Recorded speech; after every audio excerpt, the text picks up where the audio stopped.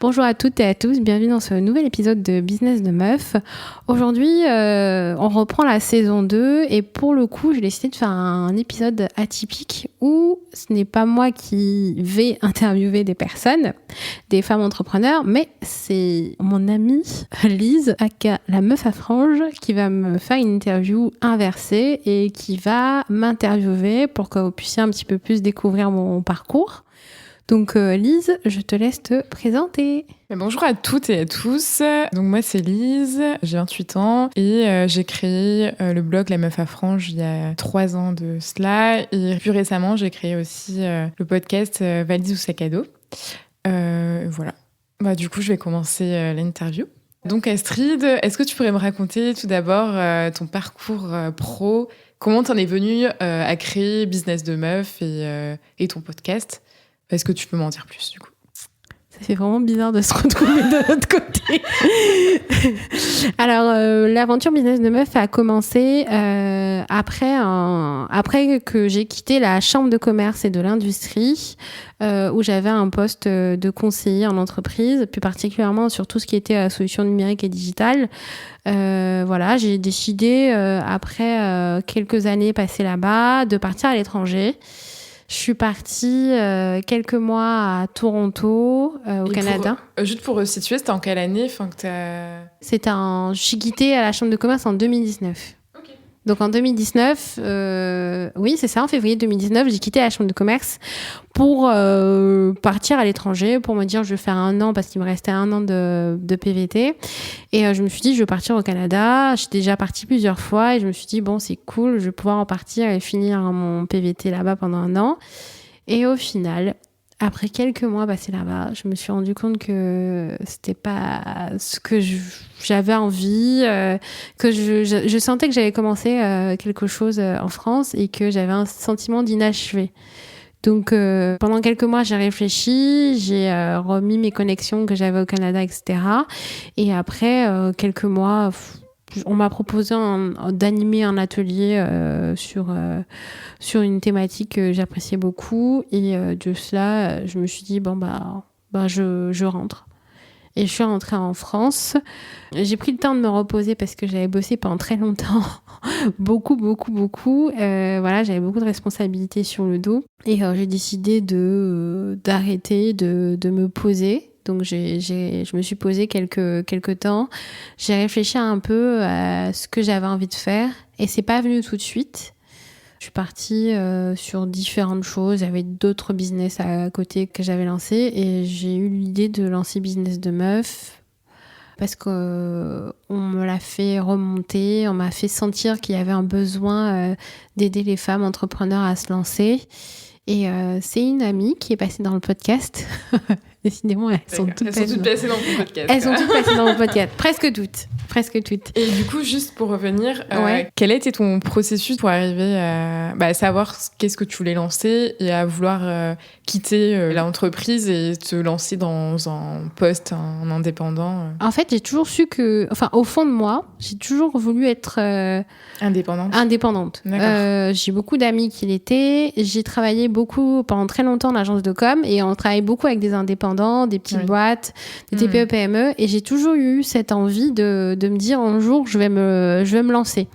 Mais à l'époque, quand j'ai fini mes études, j'avais discuté avec un de mes amis qui était freelance justement, et je lui ai dit est-ce que tu penses que juste après mes études, je peux me lancer? Il m'a dit oui, tu peux te lancer, mais ce que je peux te conseiller, c'est de mettre un pied dans l'entreprise, de voir comment ça se passe, d'acquérir certains process, de voir comment tout fonctionne, et après je pense que déjà, t'es déjà assez vive d'esprit, etc. Et je pense que tu pourras le lancer après. Et ça te faisait pas peur, du coup, de te lancer en tant qu'indépendant? Ça m'a pris un peu de temps avant de lâcher prise et de me dire que choisir, c'est renoncer. Ouh là là. Que de philosophie. Choisir, c'est renoncer, si je le dis bien. Ça a été difficile pour moi de faire le deuil, en fait, entre guillemets, du salariat, pour me dire, en gros, est-ce que j'ai vraiment réfléchi, j'ai retenté. Je me suis dit, en fait, mon esprit, est déjà trop loin pour me dire que je reviens en tant que salarié, même si voilà, ça se passe très bien, mais j'ai eu envie d'aller plus loin, de faire des choses par moi-même et de décider de choses de A à Z. Et t'as pas eu de pression sociale quand tu t'es lancée dans l'entrepreneuriat, on t'a pas dit oui, tu prends des risques, tu vas te vautrer Ah bah si, on m'a dit pourquoi tu quittes un CDI un bon CDI, une bonne place, voilà. Après j'étais très bien là où j'étais, j'étais vraiment très très bien. C'était quand même une petite famille pour moi, mais j'avais quand même envie d'expérimenter, de voir des choses. Et oui, ma famille n'a pas du tout compris tout de suite pourquoi je voulais faire ça. Et ma mère elle m'a dit mais toi je te connais, allez c'est bon.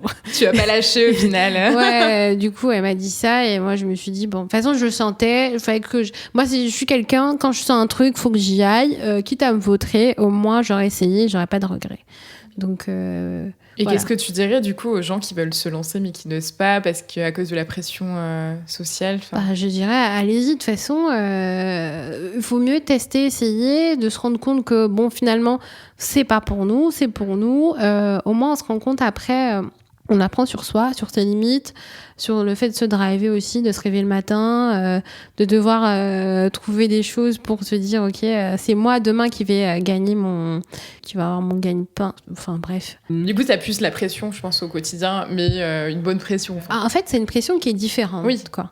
Parce qu'en fait t'as une pression en entreprise, c'est une pression du résultat finalement. Tu peux pas te vautrer parce que t'as une image à garder, t'as des objectifs à atteindre, t'as une certaine performance à avoir. Alors que l'entrepreneuriat c'est un peu différent, c'était une performance à accomplir aussi bien pour ton client que pour toi personnellement, pour aussi t'as une petite pression de l'entourage qui t'attend forcément au tournant.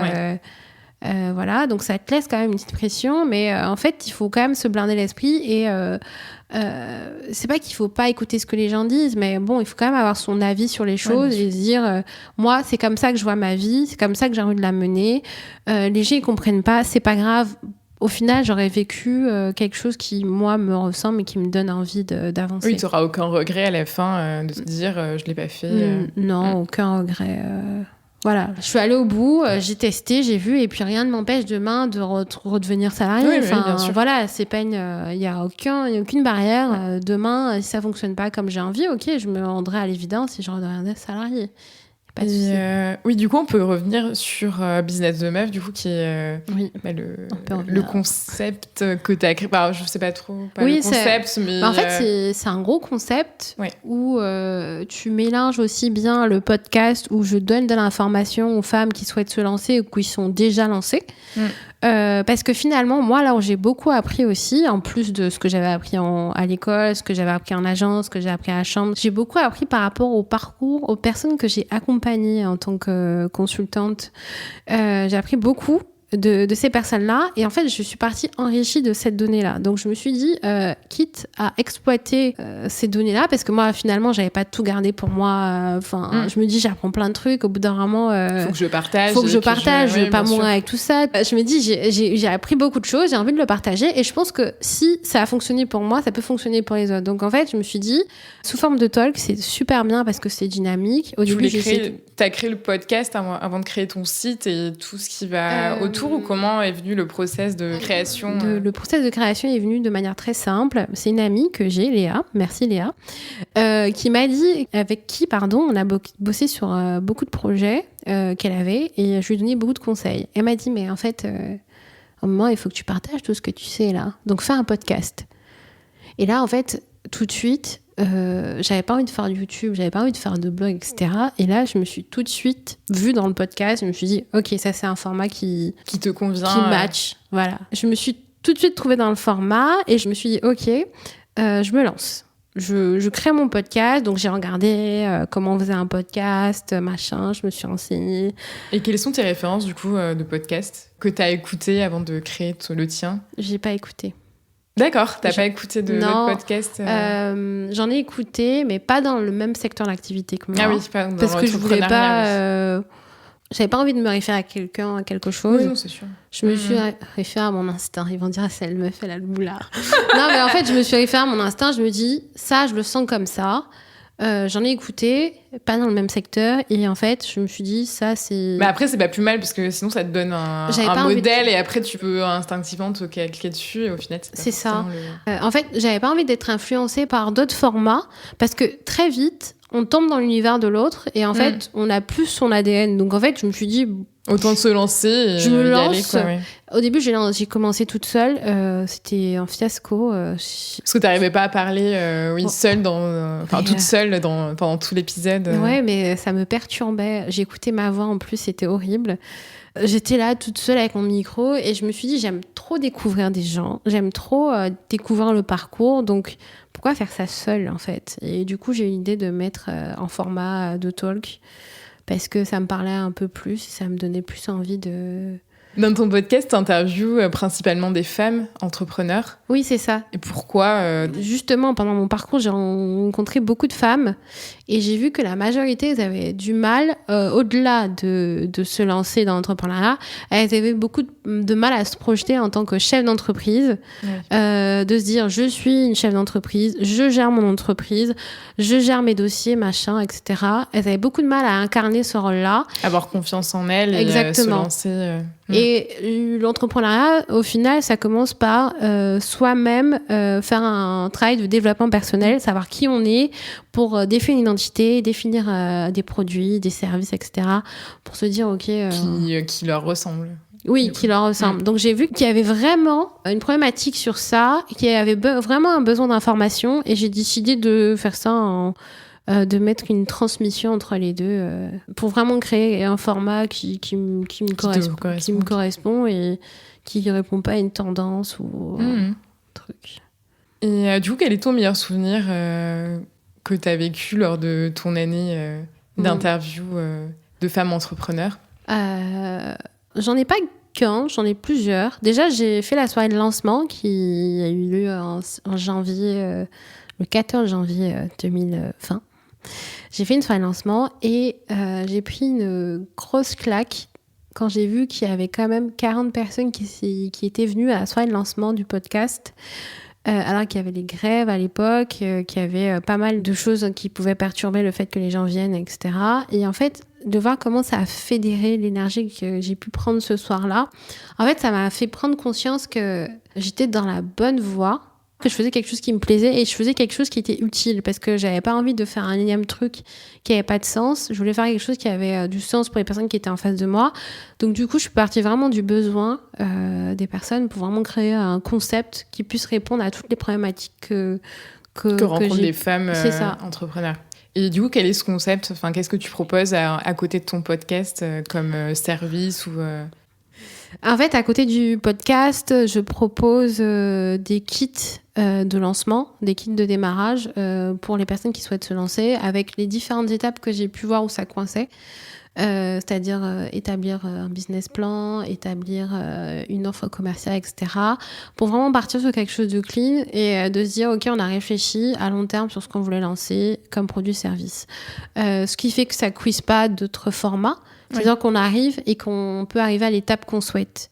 En fait, finalement, les gens viennent avec leurs problématiques et moi, j'y réponds. Tu t'adaptes à eux. Exactement. Ils viennent avec leurs problématiques, on réfléchit ensemble, on voit ce qui coince. Et soit on travaille à long terme sur 6 mois, soit je renvoie vers un spécialiste sur une donnée que je maîtrise pas. Je maîtrise pas tout. Et je renvoie vers mon réseau parce que du coup, j'ai eu le temps de me faire un réseau assez important au fil des années et que j'ai construit. Et me proposer aussi un kit de communication où vraiment ça aide à avoir une visibilité. Parce que on cherche toujours à avoir les premières billes qui vont nous permettre aussi d'avoir une légitimité, d'avoir un site, des cartes de visite. Enfin, c'est tout bête, mais c'est les premiers trucs qu'on a besoin. Avoir, Et on ne sait pas tous le faire. Des fois, on peut le faire très bien avec des solutions gratuites, mais des fois, voilà, on n'a pas le temps.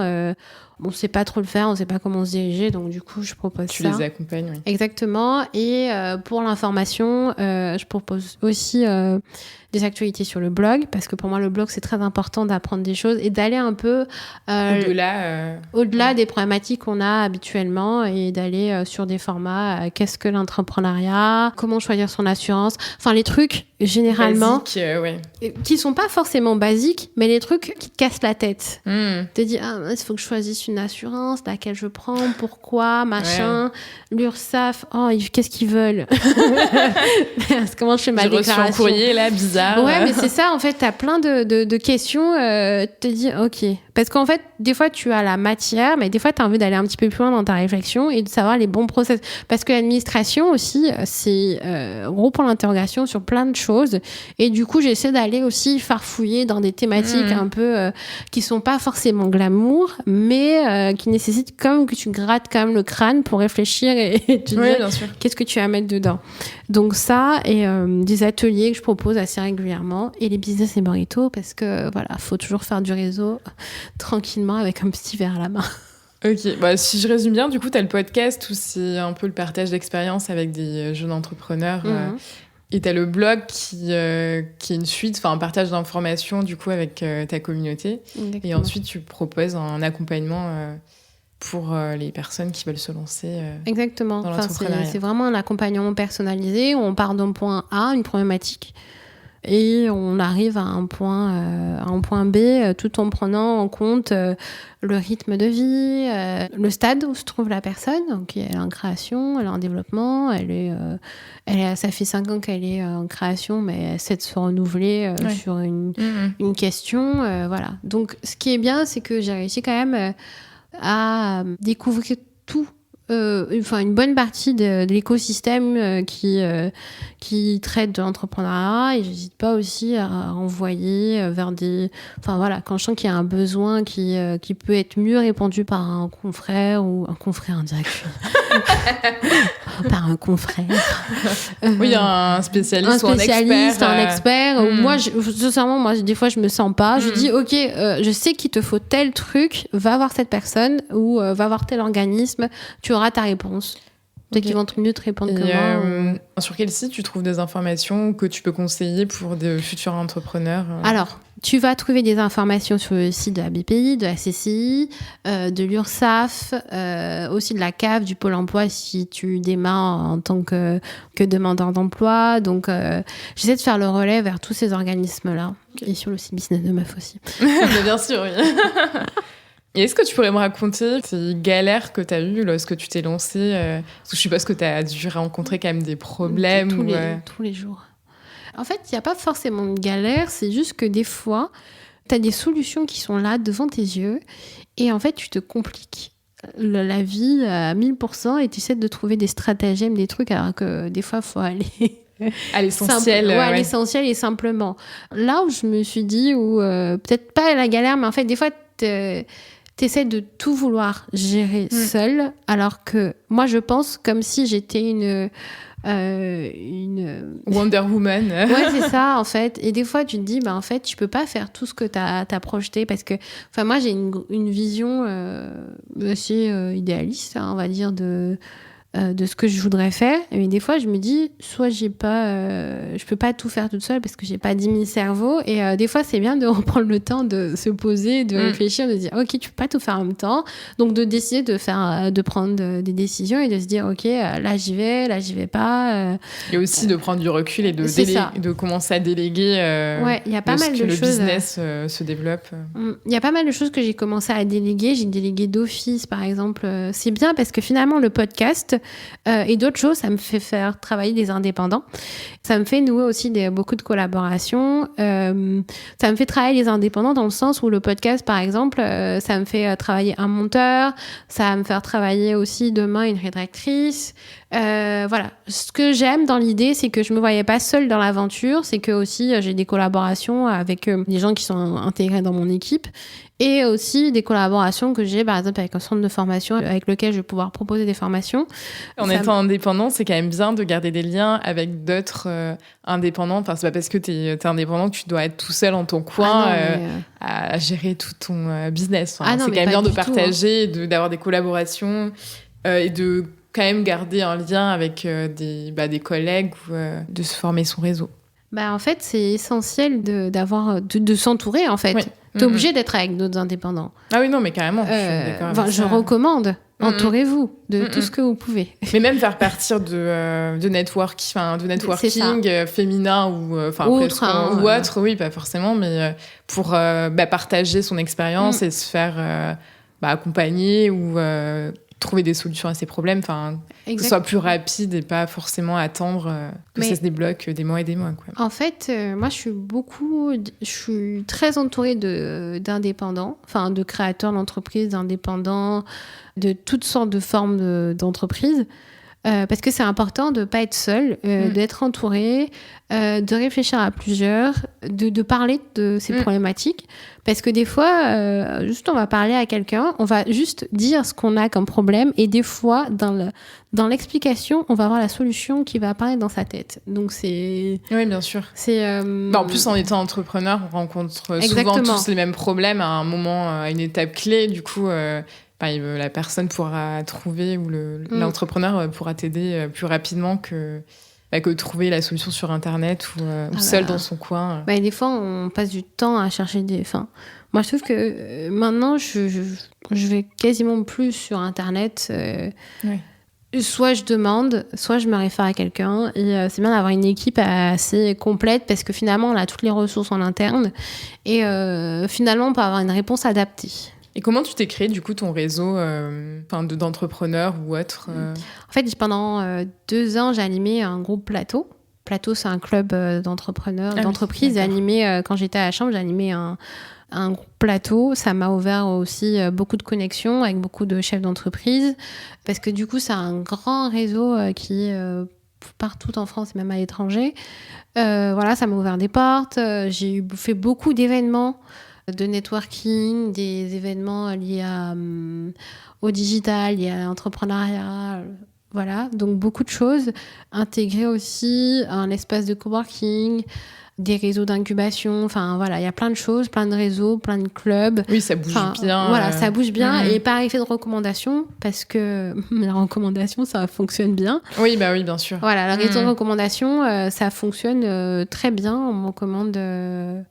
assez régulièrement pour des projets, ou même le podcast en lui-même m'a fait que... T'as amené du business aussi? Oui, c'est ça. J'ai eu des personnes qui m'ont contactée parce qu'elles m'ont entendu dans le podcast. Ah, génial! C'est bien. Ouais, c'est ça. Du coup, le podcast peut quand même amener du business, te permet de développer aussi à côté des projets annexes. En fait, ça laisse quand même une empreinte... gens, ils te reconnaissent, ils ont vu ta tête passer quelque part, ils ont entendu ta voix. Bien sûr. Ça te permet d'avoir une porte d'entrée vers des projets. C'est ça. Et pas forcément ceux dont j'avais imaginé au départ, mais au final, on pense à... C'est comme quand on fait un business plan initial, à la fin, il n'est pas du tout le même parce que c'est adapté. Ça a évolué dans le temps. En fonction, exactement. Et quel type de projet sur lesquels tu as travaillé grâce au podcast, si tu peux en parler, bien sûr. J'ai été contactée pour intervenir dans des espaces de coworking, pour animer des ateliers. J'ai été contactée pour donner des cours dans un établissement, dans une école de commerce. J'ai été contactée par des personnes qui souhaitaient être accompagnées, des personnes qui souhaitaient être formées. Donc finalement, c'est quand même un biais qui fonctionne bien. Pas forcément là où je pensais initialement, mais ça m'enrichit aussi de voir que ça peut fonctionner pour certaines choses. Tu as souvent des retours de femmes entrepreneurs qui te disent que ton podcast leur a servi pour développer leur business. Oui, j'ai eu beaucoup de messages sur Instagram pour des femmes qui sont juste contentes d'avoir quelqu'un de bonne humeur aussi, qui rigole beaucoup. Qui rigole beaucoup, qui donne un peu la niaque, parce que des fois on n'a pas tout le temps on n'est pas tout le temps de bonne humeur, avec le sourire, la pêche. Des fois on est dans le mal. On est dans le bas total. Des fois on est un peu... c'est pas facile tous les jours, donc avoir ça, un petit petits moments de réconfort ou d'avoir quelqu'un qui amène un peu de joie à vivre dans un moment aussi vraiment on doit se donner à 100% dans son travail. C'est épuisant, hein, c'est comme une grande course quand même, et d'avoir quelqu'un à côté qui dit ouais, tu vas y arriver, qui t'encourage, qui te booste. Ouais, ça donne un peu de réconfort. Beaucoup de personnes m'ont dit qu'ils étaient contents d'avoir les retours d'expérience, parce que forcément on parle sans filtre aussi, donc les gens arrivent à voir vraiment réellement comment ça se passe, sans faire trop de chichi, sans de faux semblants, en disant oui, c'était galère, non, c'était bien. Enfin voilà, faut dire quand c'est bien et quand c'est nul. Quand on a exploité quelque chose, on s'est planté complètement. Et j'ai eu beaucoup de retours de personnes qui sont passées dans le podcast et qui ont été recontactées elles aussi pour animer des ateliers, pour animer des talks, qui ont trouvé des clients, qui ont eu plus d'abonnés sur Insta, qui ont plus d'abonnés sur LinkedIn. Enfin, franchement, je me rends compte que c'est vraiment quelque chose d'utile, et c'est pas quelque chose qui tourne en rond. Et vraiment, j'essaie tout le temps quand je propose quelque chose, de faire en sorte que ça réponde au maximum aux besoins réels du marché, en interrogeant mon petit panel Et du coup, tu mets en place des questionnaires pour poser des questions à ta communauté ou aux gens qui te suivent, du coup. Exactement, je mets assez régulièrement des questionnaires pour savoir où elles en sont, de quoi elles ont besoin, où elles ont besoin d'avoir un petit peu plus de réponses, ou si j'apporte pas une réponse, qui peut l'apporter, etc. Donc c'est vraiment perpétuel, et j'essaie toujours d'avoir un maximum d'avis extérieurs pour formuler en fait mes propositions, et que ça réponde comme à un besoin du marché. D'accord. Et quels sont tes projets pour la suite, pour fin 2020 et pour 2021 ? Alors, mes projets pour la suite, déjà, là, ce serait de pérenniser le podcast.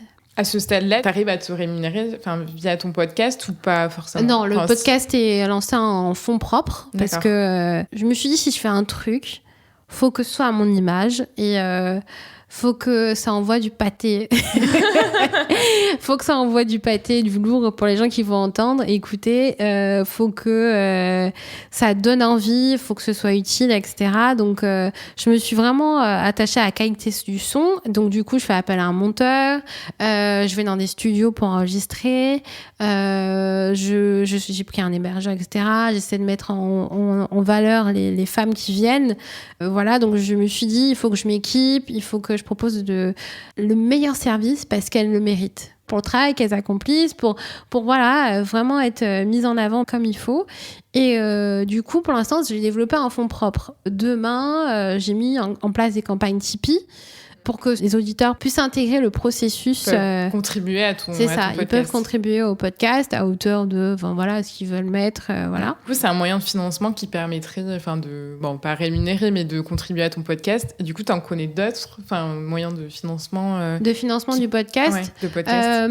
Après, en financement, en fait, tu peux passer aussi par le financement avec les publicités. Soit en début, milieu, fin. Je suis pas forcément à l'aise avec ce format-là. Donc ça, c'est vraiment un format que je souhaite pas. Si c'est sponsorisé, why not ? Je suis pas fermée, hein. Oui, parce que des marques peuvent te contacter. Tu peux parler toi de la marque au début ou à la fin du podcast. Oui, au début à la fin. Moi, je serais plus sur un format où on vient, on s'assoit, on discute. Voilà, oui, t'invites la marque, le créateur de la marque à venir parler, et puis il te raconte, ça lui fait exactement. Une mise en avant. Mais parce qu'en fait, je me dis, quelqu'un, il va pas juste vouloir savoir, ok, va chez tel truc. Ouais, bien sûr. Moi, j'ai envie de te dire qui y a dans la boîte, qu'est-ce qu'ils font, pourquoi je vais aller chez lui et pas chez quelqu'un d'autre. Vraiment avoir un truc où on discute. Et aussi, moi, où je suis consommatrice de ce du produit. Produit-là. Oui, comme sûr. ça, je préfère être en accord avec le produit que j'utilise. Voilà, dire j'utilise, je le recommande parce que j'utilise et parce qu'il y a un intérêt, pas machin. Voilà, donc je peux sponsoriser, je peux aussi dire ok, à 30 minutes, bim, petite pub, mais j'ai pas envie de ça. Pour la qualité de l'écoute, j'ai pas envie de vendre la confiance qu'on m'attribue. Ok. Et du coup, est-ce que tu as d'autres projets pour 2020 ou 2021 j'aimerais bien développer un nouveau format Je sais pas encore si ça sera un format podcast ou ce sera un format vidéo, mais je me laisse le temps de voir venir les choses parce que, bon, au final, les journées, elles font pas 72 heures. Ouais, c'est clair. Et donc là, voilà, il y a les choses qui se mettent en place, c'est bien, mais voilà, je peux pas être partout. Je peux pas faire tout ce que j'aurais aimé faire parce que voilà, il faut faire des choix. Mais voilà, donc j'espère que Business de Meuf va se faire un peu plus connaître, que les gens vont adhérer au concept et adhérer à tout ce qui se passe autour. Hein. Enfin voilà, et peut-être des collabs, peut-être d'autres choses qui vont se mettre en place. Why not? Je suis ouverte. Du coup, tu disais oui que tu avais mis en place une campagne Tipeee. Exactement. Donc, j'ai commencé à travailler la campagne Tipeee pour aussi inclure des avis, une communauté, pour que les auditeurs puissent me dire quel type d'interview ils ont envie que je fasse, qui veulent que j'aille interviewer. Voilà, comme ça, moi, j'y vais, ça me challenge. Avec ton petit sac à dos. Mon sac à dos, mes micros, tout mon matériel. Et puis, moi, j'y vais, un peu comme Dora l'exploratrice, mais voilà. Sauf que j'aurais pas un t-shirt rose. Une frange. Mais voilà, je me dis, moi, ça me dérange pas d'aller taper à la porte de XY et d'aller dire est-ce que vous pouvez m'accorder une interview parce que les gens, ils ont envie de savoir qu'est-ce qui se passe derrière et qu'est-ce qu'ils doivent faire. Quoi. Et d'ailleurs, pour trouver des personnes, des femmes entrepreneurs à interviewer, tu passes par quel biais email, Instagram, réseaux sociaux Alors, je mets souvent des appels à témoins sur les réseaux sociaux, LinkedIn, Insta, Facebook, voilà. Ou sinon, il y a un questionnaire directement qu'elles peuvent consulter sur le site. Mais généralement, les gens, ils viennent. Enfin, ils écoutent. Et après, ils se disent qu'ils ont envie, en fait. Et c'est hyper cool. Les gens, en fait, t'écrivent pour... Ils m'écrivent pour partager, pour participer. Pour pouvoir pour intervenir dans ton podcast. Exactement. Donc après, je fais un premier rendez-vous téléphonique. Déjà pour avoir un premier avis, premier avis, pour savoir comment qu'est-ce qu'elle fait dans la vie. Voilà, faut commencer à faire connaissance, parce que j'ai pas envie que la personne arrive à l'interview, allez bim, allez on s'assoit en interview, machin. Oui, non, c'est pas très humain. Enfin, c'est moins, t'as moins de lien après avec la personne. Moi, j'aime bien discuter avec les gens avant, avec les personnes, savoir comment tu fais, comment t'as vécu ton truc, voilà, faire une petite introduction. Voilà. Ok. Je trouve ça important quand même. Oui, non, mais c'est sûr. Parce que du coup, ce qui est cool, c'est que maintenant, je peux te dire qui j'ai interviewé, quand j'ai interviewé, qu'est-ce qu'elle fait, où elle en est maintenant.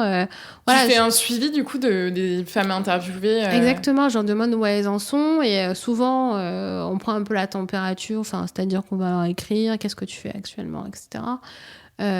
Pour celles qui viennent, ou sinon là je vais voir si je peux, mais pas forcément sûre, de faire des petits événements que pour les personnes qui ont participé au podcast. Ça peut être sympa, un petit brunch. Cool. Oui, je pense à votre bien-être, hein. avant le mien. Tout. Non, mais je me dis, moi, cet esprit de convivialité où on se partage nos expériences, nos procédés, etc., je trouve ça vachement enrichissant, donc pourquoi ne pas continuer Oui, bien sûr. Quitte à ce qu'elles interviennent aussi dans les business et Morito, les événements que j'organise, why not? Parce qu'il y a différentes approches et elles ont eu des expériences très très fortes pour certaines. Et des fois, les témoignages sont hyper poignants et aussi on voit l'évolution. Oui, c'est ça qui est bien de la personne que tu as interviewée un an avant, qui commençait juste, et un an après, elle a développé on voit des projets, son business de fou. Carambure, des projets qui prennent une belle allure. Ouais, c'est ça. Donc, j'aime bien voir ça, cette évolution. Et puis voilà, je me dis, c'est cool, t'as plein de copines comme ça. Ouais, c'est ça. Un groupe de potes. J'ai plein de copines. Non, mais oui, aussi le podcast, ça m'a fait rencontrer d'autres podcasteurs. Oui. Et voilà, ça c'est vraiment... J'ai l'impression que... c'est une petite communauté, ça fait rencontrer d'autres personnes, voilà. Et puis, quand on est podcasteur, finalement, on se comprend assez rapidement. Ouais, bien sûr. Oui, je sais pas si c'est parce qu'on a tous galéré comme des fous, mais c'est cool parce que du coup, ça m'a fait rencontrer plein de gens. Et c'est une belle aventure aussi. Oui, moi, j'en tire que déjà moi personnellement. Déjà. Personnellement, j'ai beaucoup évolué. C'est des nouvelles pratiques, apprendre à présenter. À parler dans un micro. Oui, c'est ça. Apprendre à installer son matériel, faire attention au son, voilà, à l'enregistrement, à tout ça. Donc, au ton, c'est vraiment quelque chose qui m'a fait évoluer aussi, sortir un peu de ma zone de confort. J'étais déjà sortie de ma zone de confort une première fois. Et vraiment, là, ça me fait évoluer d'une autre manière. Ok, bah super. Merci Lise. Merci à toi. Merci d'avoir fait cette interview inversée. Merci à toi de m'avoir invitée et d'avoir partagé ce petit moment ensemble. Merci Lise. Et puis je tiens à remercier Caroline, qui est ma tupeuse du moment, qui contribue à la réalisation du podcast depuis le début. Donc merci à toi Caroline. On te fait des bises. Et puis vous tous, je vous dis à dans 2 semaines dans un nouvel épisode de Business de Meuf. Merci d'avoir écouté. Ciao, merci Lise. Au revoir. Au revoir.